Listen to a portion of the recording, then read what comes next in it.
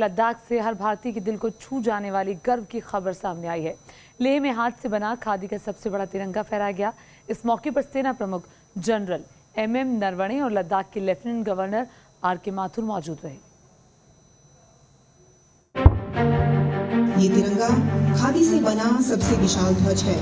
इसकी लंबाई पुष्प वर्षा द्वारा हमारे राष्ट्रध्वज को सलामी दे रहा है। लेह में लहराया सबसे बड़ा तिरंगा। राष्ट्रपिता बापू को नमन करने का ये खास अंदाज है।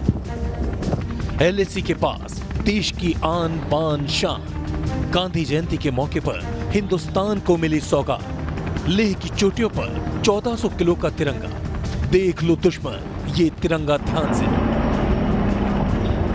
लेह में दुनिया के सबसे बड़े तिरंगे की ये तस्वीरें गर्व से आपका सीना चौड़ा कर देंगी। ये वो तस्वीरें हैं जिसे देखकर हर हिंदुस्तानी को फख्र है।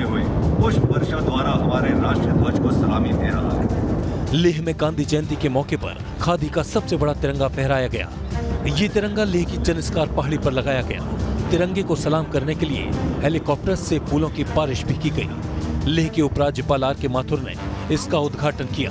इस मौके पर army chief general MM Naravane भी मौजूद रहे। चढ़े हैं फांसी पर। इस झंडे को खादी विकास बोर्ड और मुंबई की एक प्रिंटिंग कंपनी ने मिलकर बनाया है। खादी से बने इस तिरंगे का वजन 1400 किलोग्राम है। तिरंगे की लंबाई 225 फीट और चौड़ाई 150 फीट है।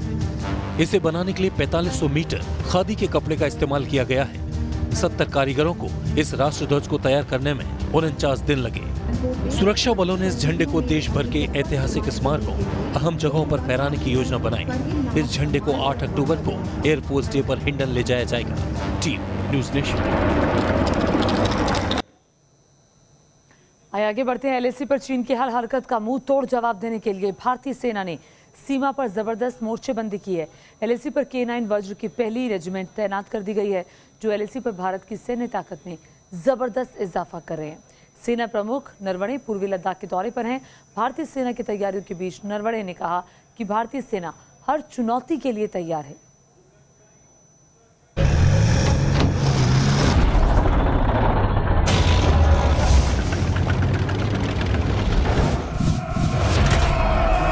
एलएसी पर चीन की साजिशों का मुंहतोड़ जवाब देने के लिए भारतीय जाबाजों की भुजाएं फड़क रही हैं। विध्वंसक हथियारों के साथ रणबांकुरे हुंकार भर रहे हैं। चीन की एक गलती उसे तबाही के मुहाने पर खींच सकती है।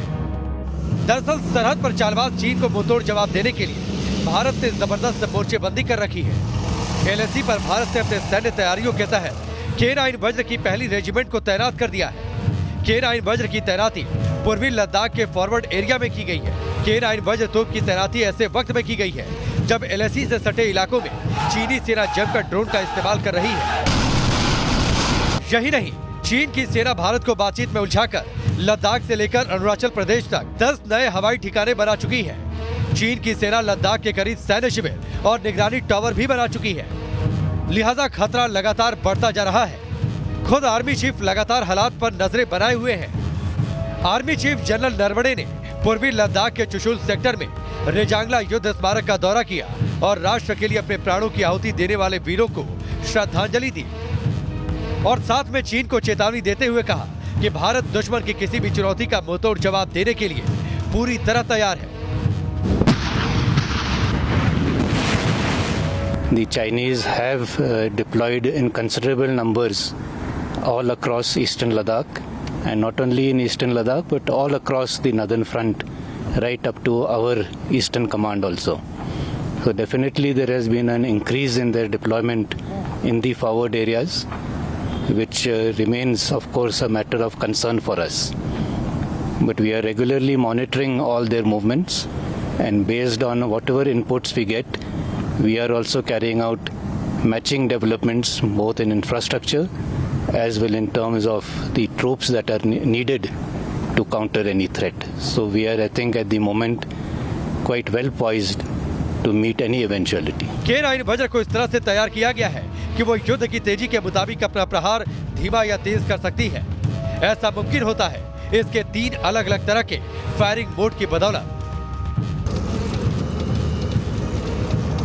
3 राउंड फायर हो सकते हैं। दूसरा मोड है इंटेंस मोड, जिसमें ताबड़तोड़ फायरिंग होगी। इसमें 3 मिनट के अंदर 15 राउंड तक फायरिंग होती है। तीसरे मोड का नाम है सस्टेंड। इसमें 1 घंटे के अंदर 60 राउंड फायरिंग हो पाएगी, यानी 1 मिनट में 1 राउंड फायरिंग हो सकती है।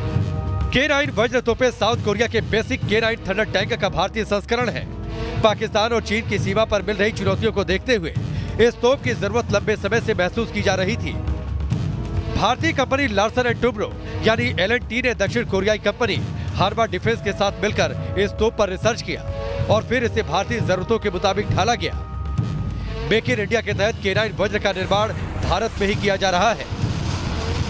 फिलहाल भारतीय सेना ने LAC पर K9 वज्र के अलावा मॉडर्न वेपन्स की भी तैनाती कर रखी है।